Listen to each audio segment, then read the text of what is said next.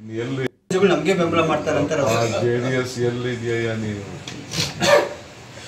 ಜೆಡಿಎಸ್ಗೆ ಎಲ್ಲ ಮುಕ್ತಿ ಮಾಡಾಕ ಜೆಡಿಎಸ್.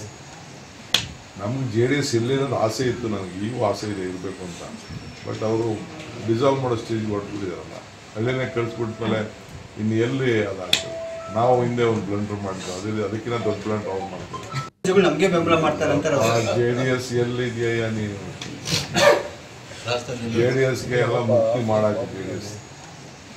ನಮ್ಗೆ ಜೆಡಿಎಸ್ ಎಲ್ಲಿರೋದು ಆಸೆ ಇತ್ತು, ನನಗೆ ಈಗೂ ಆಸೆ ಇದೆ ಇರಬೇಕು ಅಂತ.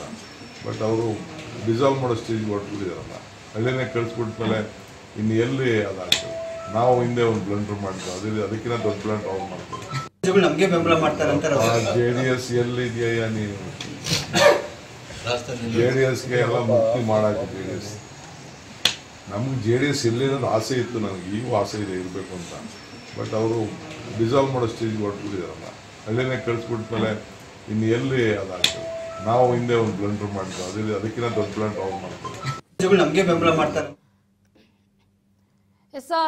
ಹಿರಿಯರ ಆಶೀರ್ವಾದ ಬೇಕಲ್ವಾ? ಹಾಗಾಗಿ ಎಚ್ ಡಿ ಕುಮಾರಸ್ವಾಮಿ ಅವರ ಆಶೀರ್ವಾದವನ್ನ ಕೇಳಿದ್ದೀನಿ, ಅದರಲ್ಲಿ ತಪ್ಪೇನಿದೆ ಅಂತ ನೇರವಾಗಿ ಮೈತ್ರಿ ನಾಯಕರಿಗೆ ಡಿಸಿಎಂ ಡಿ ಕೆ ಶಿವಕುಮಾರ್ ಅವರು ಟಕ್ಕರನ್ನ ಕೊಟ್ಟಿರುವಂಥದ್ದು.